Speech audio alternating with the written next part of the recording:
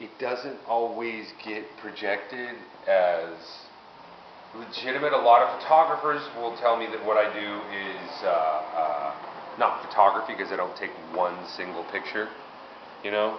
So, and then painters, they obviously.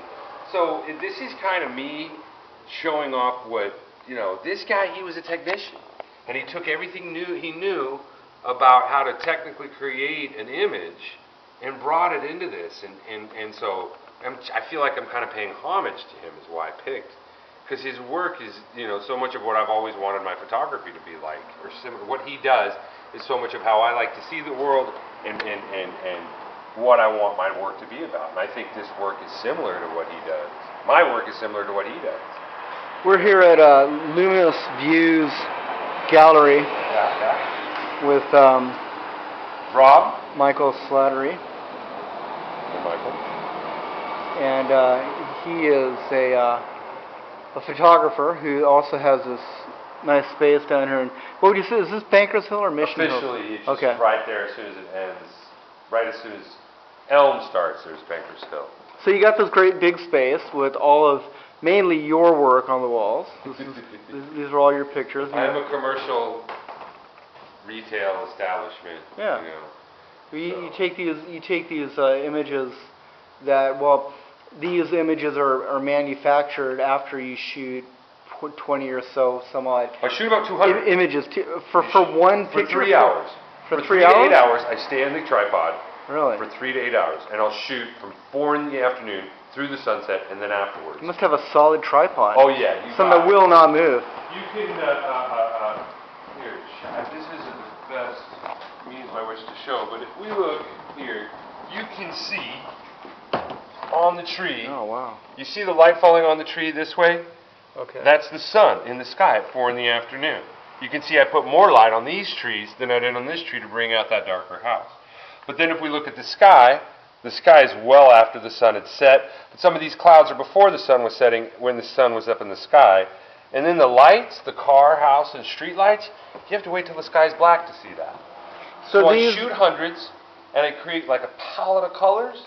And a painter would have red and white paint. I'm blending all the different colors that I capture during the evening by using anywhere from a dozen to 3 different dozen images of those hundreds that I shoot over those many, many hours. Does that make sense? And this, and this is a painting. This is an oil painting of a photo. No. Of photos. No. You said it was. You said you do it with oil. I print with ink. Ink. I print with ink. So these are all ink prints of my not light ink? paintings. I'm taking the light and I'm blending the light like a painter. I don't use any paint whatsoever. I reproduce with ink instead of chemical-based photo. Okay, well maybe I got the chemical wrong, but it's not ink. It's not oil. It's ink. Right. Okay. And they're prints. I don't paint. I don't paint. Anyway, and this is your factory here. You have a printer back here. Yes. You make it all. Behind there's a bunch of frames. Okay. In the very back, I'm hopefully going to be having a new product soon. If I can get this stuff from Germany. Well, let's talk a little bit. You wanted to tell me about the guy that you've got here, He's a hero. Frederic Edwin Church. In the sense, not only in the sense dark. that he. Gotta turn the light on. Yeah, not only in the sense that he was a genius insofar as the kind of work he was able to create, at the time. I mean, people really were just blown away by the work he did, including Mark Twain. I mean, but the way he presented it. I mean, the guy, he did a show, like it says here, in 1859, when one of the first galleries in New York opened up. He had a one-piece show. He charged people 25 cents to come in. And 12,000 people showed up in less than 3 weeks. The guy turned you know what $4 grand was like in 1859? And then from there, the painting to be sold. Real money. For 10, yeah. I mean, talk about purchasing power. And I'm sure it had a lot to do with his promotional abilities. And the fact that he was able to get somebody like Mark Twain to show up and publish, multiple quotes about the piece. So just speaks volumes to his PR abilities. Yeah, he was really good at marketing. On top of his technical abilities. Tell me about his background. Where did he come from? He was from the Connecticut area, so he came from affluence. His grandfather was one of the first paper mills. His father was a silversmith and watchmaker, and eventually later in life became an insurance salesperson. Or I don't know if he was a salesperson necessarily, but it got involved in insurance, and this would be in the early 1800s. So, you know, from there, Edwin went to school for and became somebody who was involved in reprographics, printing, you know, die cutting and making, you know, wood cutouts to make reproductions and I guess lithography. So he had money. He didn't have to do wood cuttings for the local newspaper just to pay the bill.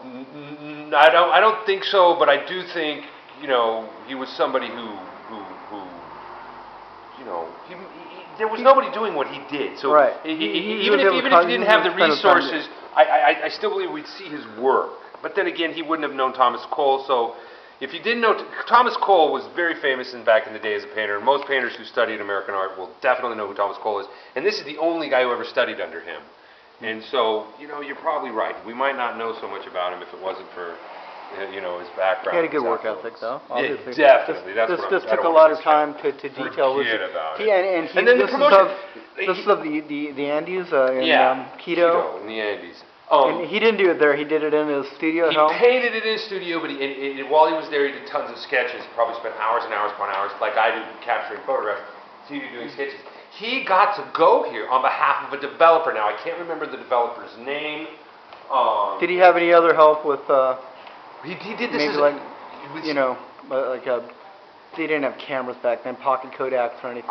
Do you know, that's what I'm trying to think. Yeah, I think they did have photography back then. I think he did have some kind of camera obscura to create his work. What makes you think that? Because it's the detail. Just because it's so good. Real. He had the cheat. If you look at what Rembrandt and the time, you know, he was involved in science, and back in the 1600s when lenses were first being invented, I do believe, and there's, you know, people that, you know, you watch plenty of it, you know, read plenty of things about it. He was using the same thing to create the amazing. There's a lot of detail here. I mean, there's like stuff hanging off the trees. This is when it was half the size, you said. This is 60 by 30. The original is 120 by 70. I cropped a little bit of the sky. This is about exactly half the size of the original.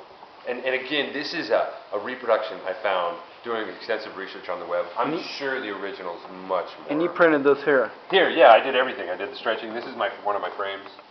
Yeah.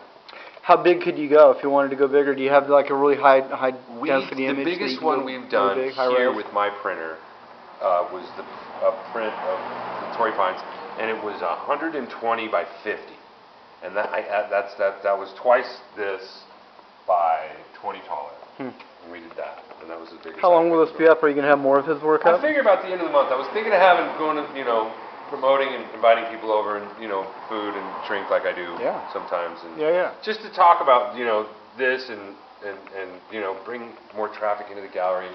You see the signs I put up. You know. We got to do a press release for you and get it out there. That's what I don't know anything about press releases.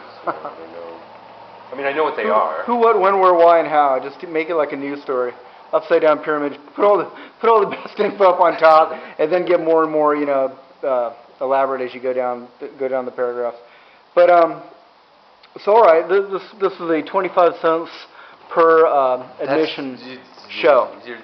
I have a sign out that says it's 25 cents. Because that's what it cost back then. That's what it cost back then. So inflation hasn't affected you here. Yeah, it hasn't affected me, right? But I'm really just trying to create interest by doing that. The neighbors across the street at the SRO think that I'm selling everything and I'm going out of business for 25 cents. But you know, at least they're talking, right? Wow. Place looks good for going out of business. All right, well, thank you, Michael. Thank you.